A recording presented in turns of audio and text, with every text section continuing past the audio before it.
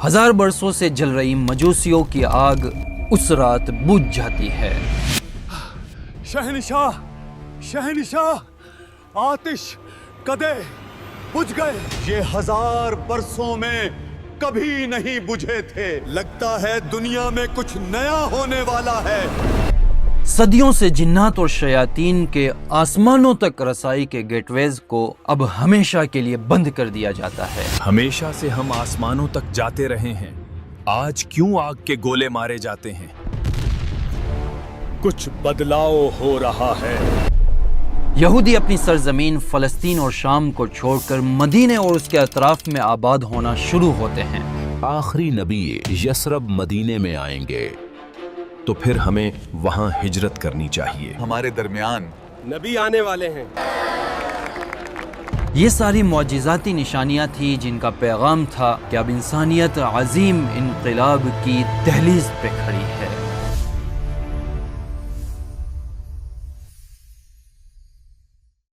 رسول اللہ صلی اللہ علیہ وسلم کی بعثت سے قبل یونیورسل لیول پر کچھ ایسے ڈرامٹک چینجز آئے جن سے یہ بتانا مقصود تھا کہ اب دنیا میں کچھ میریکولس معجزاتی ہونے جا رہا ہے۔ یہ صرف نشانیاں نہیں تھی بلکہ میریکلز تھے جن کا خاص تعلق رحمت للعالمین صلی اللہ علیہ وسلم کے ساتھ تھا، جس کا پیغام تھا کہ اب تاریکی اور اندھیرے میں ڈوبے ہوئے دور کا دی اینڈ ہے اور ایک نیو ایرا شروع ہونے جا رہا ہے۔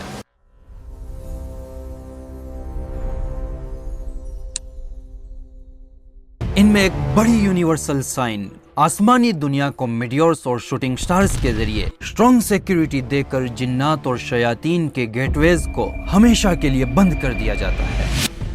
صدیوں سے جنات اور شیاطین آسمانی مقامات پر بیٹھ کر فرشتوں کی گفتگو سنتے، پھر دنیا میں نجومیوں اور کاہنوں کو ادھوری خبریں پہنچاتے۔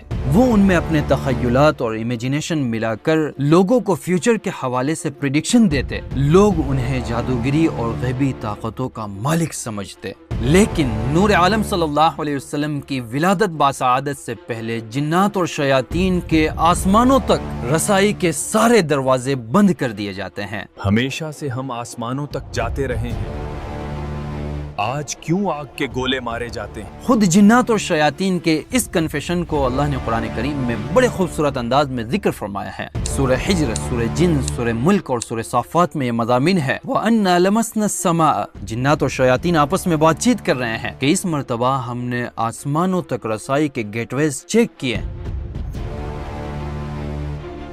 لیکن فَوَجَدْنَاهَا، تو ہم نے وہاں شدید پہرا اور اسٹرانگ سیکیورٹی دیکھی۔ اور وَأَنَّا كُنَّا نَقْعُدُ مَقَاعِدَ لِلسَّمْعِ، پہلے تو ہم وہاں بیٹھ کر فرشتوں کی گفتگو سنا کرتے تھے، لیکن آج تو کوئی کوشش کرے تو اسے دہکتے گولے مارے جاتے ہیں۔ صحیح مسلم میں ابن عباس رضی اللہ عنہ کی روایت کے مطابق رسول اللہ صلی اللہ علیہ وسلم اپنے صحابہ کرام سے فرماتے ہیں کہ یہ ٹوٹتے ستارے کسی کی موت اور پیدائش کی وجہ سے نہیں گرتے، بلکہ اللہ جب آسمان میں کوئی فیصلہ سناتا ہے، شیطان اسے سننے کی کوشش کرتا ہے تو اللہ کی طرف سے شوٹنگ سٹارز، میڈیورز، شہاب ثاقب اور دہکتے گولے کی شکل میں انہیں مارے جاتے ہیں اور روکے جاتے ہیں۔ آسمانوں کی اس انقلابی تبدیلی کا فوری اثر زمین پر نظر آیا۔ عرب کے وہ کاہن اور نجومی جن کی زبانیں صدیوں سے مستقبل اور فیوچر کے بھید سناتی تھی، یکایک خاموش ہو گئی۔ قسمت کا کاروبار جو نسلوں سے راتوں کی محفلوں میں سجا کرتا تھا، ایک ہی لمحے میں ویران ہو گیا۔ قبائل حیرت میں ڈوب گئے۔ کل تک تو ہمیں مستقبل کے بارے میں بتاتے تھے کہ آخر کل تک جو چہرے مستقبل کے راز سناتے تھے، تمہارے ہاں بیٹا ہوگا، کل بارش ہوگی، کل تمہیں اتنا نقصان ہوگا، کہ آج کیوں خاموش اور لاجواب ہو گئے۔ اصل حقیقت یہ تھی کہ اب وحی کا سنہرا سلسلہ شروع ہونے کو تھا۔ انسانیت کو ایک ربانی پیغام، ڈیوائن میسج ملنا تھا۔ اللہ نے آسمانوں کے سارے دروازے بند کر دیے تاکہ کلام الہی میں کسی کی سرگوشی اور مداخلت کی کوئی گنجائش باقی نہ رہے۔ آسمانوں کی وسعتوں میں صرف وحی کی روشنی عام ہو۔ تاریخ کو ایک نئے دور کا آغاز دیکھنا تھا جس میں آسمان اور زمین کے درمیان صرف اللہ کے کلام کی گونج بلند ہو اور غیر کی ہر آواز اب ہمیشہ کے لیے خاموش ہو جائے۔ دوسری ایک بڑی نشانی ریلیجیس سائن اور میریکل، مکہ سے 1500 کلومیٹر دور فارس کی سرزمین پر 1000 برسوں سے جل رہی مجوسیوں کی آگ نور عالم صلی اللہ علیہ وسلم کی ولادت کی رات اچانک سے بجھ جاتی ہے۔ آتش کدے فارس یہ ان کا مذہبی مقام نہیں تھا، بلکہ ساسانی امپائر کا اسپریچول پاور ہاؤس اور مرکز تھا۔ گارڈینز اور محافظ دن رات اس کی حفاظت کرتے، ایندھن ڈالتے، انہوں نے اپنی زندگیاں اس کی حفاظت کے لیے وقف کر رکھی تھی۔ The fire was symbolized the glory of Persian emperors and the essence of Zoroastrian faith۔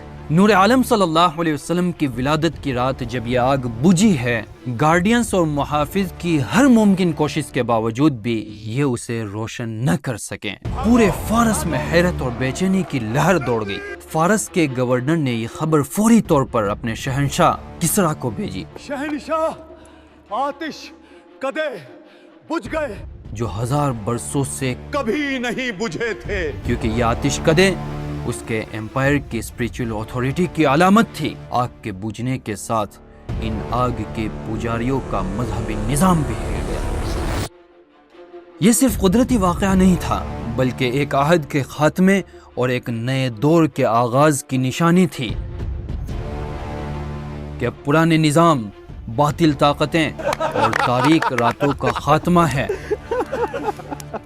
اور ایک نئی روشنی، نئی ہدایت کے ساتھ حق کا سورج طلوع ہونے والا ہے۔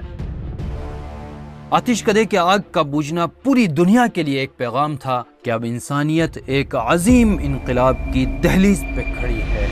تیسری بڑی نشانی سوشل سائن، جیوز یہودیوں کا مدینے اور اس کے اطراف میں آ کر آباد ہونا۔ یہودیوں کا اصل وطن تو شام اور فلسطین کی سرزمینیں تھی۔ عرب کی سرزمین تو ان کے لیے غیر مانوس اور اجنبی تھی۔ تو آخر کیا وجہ ہوئی کہ یہ قوم اپنے گھر بار اور جڑیں چھوڑ کر عرب کے اس ویران خطے یثرب یعنی مدینے میں آ کر آباد ہوئے؟ یہ محض اتفاق نہیں تھا، تقدیر کے عظیم منصوبے کا حصہ تھا۔ یہودی علماء اور ربیز نے آخری نبی کی پیشن گوئیاں اپنی مذہبی کتابوں میں پڑھی تھی اور اپنی قوم کو بتلائی تھی۔ آخری نبی یثرب مدینے میں آئیں گے۔ انہیں معلوم تھا کہ آخری نبی بنی اسماعیل کے خطے یعنی یثرب، مدینے میں اور سیلا پہاڑوں کے درمیان تشریف لائیں گے۔ تورات اور تلمود میں یہ باتیں موجود ہیں۔ تورات میں chapter 18 verse 18 I will raise upon from them a prophet like you from among their fellow Israelites and I will put word in his mouth۔ تلمود میں ہے بادشاہ مسیح کی آمد بنی اسماعیل کے خطے سے ہوگی۔ تلمود کے ایک چیپٹر سنہدری میں ہے جب بنی اسماعیل کا بادشاہ آئے گا پوری دنیا پر حکومت کرے گا اور انصاف قائم کرے گا۔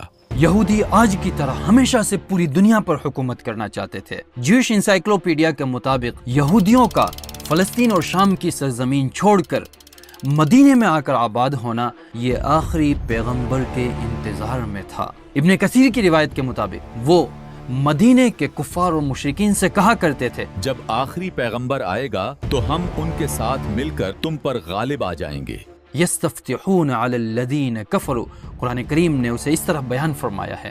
تورات اور تلمود کے وہ حصے جو 1947 میں دریافت ہوئے، بڑا خوبصورت واقعہ ہے کہ ایک عرب چرواہا اپنی بکریوں کو لے کر فلسطین کے پہاڑوں میں قمران غاروں کے قریب سے گزر رہا تھا۔ ایک بکری غار میں چلی جاتی ہے،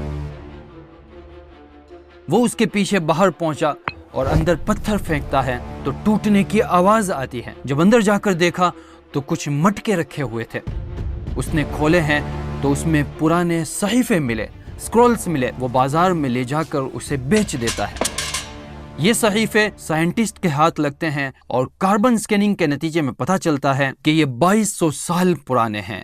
یہ تورات اور تلمود کے حصے حضرت عیسیٰ علیہ السلام سے پہلے کے زمانے کے تھے۔ ان اسکرپٹ میں عیسیٰ علیہ السلام کی طرف سے کیدار کا ذکر ملتا ہے جو پروفیسز ہیں، پیشن گوئیاں ہیں۔ کیدار اسماعیل علیہ السلام کے ایک بیٹے کا نام تھا۔ انہی میں سیلا پہاڑی کا ذکر ملتا ہے جو مسجد نبوی کے بالکل قریب ہے۔ کچھ اس طرح ہے کہ سیلا کے رہنے والے لوگ خوشیاں منائیں، پہاڑوں پر چڑھ کر اپنے رب کی حمد و ثنا بیان کرے۔ اور یہ واقعہ پیش آیا رسول اللہ صلی اللہ علیہ وسلم کی مدینے میں تشریف آوری کے وقت، جب انصار سیلا پہاڑی پر چڑھ کر رسول اللہ صلی اللہ علیہ وسلم کی آمد کا استقبال کر رہے تھے اور صدائیں بلند ہو رہی تھیں۔ طلع البدر علينا اسی لیے بڑی تعداد میں یہودی علماء اسلام لائے۔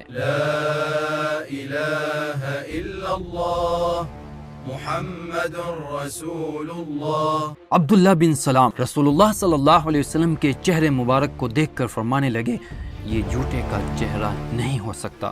حضرت مخیرق یہ غزوہ احد کے موقع پر ایمان لائے اور پھر شہید ہوئے۔ کعب احبار یہ پیشن گوئیاں پڑھ کر اسلام لائے تھے۔ حضرت صفیہ جو ام المؤمنین بنی فرماتی ہیں کہ میرے والد اور میرے چچا کہتے تھے کہ اگر یہ وہی نبی ہیں جن کی پیشن گوئیاں ہم نے پڑھی ہے تو پھر ہمیں ان کی پیروی کرنی چاہیے۔ اس کے باوجود بھی یہودیوں کی ایک بڑی تعداد ضد، عناد، تکبر اور دنیاوی وجوہات کی وجہ سے اسلام سے محروم رہی۔ ہم اسلام نہیں لائیں گے۔ امام بیہقی رحمۃ اللہ علیہ نے دلائل النبوہ میں، ابن کثیر رحمۃ اللہ علیہ نے البدایہ والنہایہ میں، امام سیوطی رحمۃ اللہ علیہ نے الخصائص الکبریٰ میں ان واقعات کا ذکر فرمایا ہے۔ اگر آپ ویڈیو یہاں تک دیکھے ہیں تو آپ کی ذمہ داری ہے کہ چینل سبسکرائب کریں، کیونکہ ہم آدم علیہ السلام سے لے کر ابھی تک کے سارے واقعات کو اوتھنٹک ریفرنس کے ساتھ آپ تک پہنچانے کی کوشش کریں گے۔ خاص کر رسول اللہ صلی اللہ علیہ وسلم کے پہلے کے واقعات جو کہ آپ نے اس ویڈیو میں سنے، یوم ولادت کے واقعات، اس کے بعد کے واقعات، اعلان نبوت کے بعد کے واقعات، آپ کے دنیا سے پردہ فرما جانے کے واقعات، خلافت راشدہ اور 1400 سال کی مسلمانوں کی عروج و زوال کی داستاں ہم تمام مل کر ایکسپلور کریں گے، اسے سیکھیں گے، سمجھیں گے اور کچھ سبق حاصل کریں گے۔ اللہ آپ سب کو خوش رکھے۔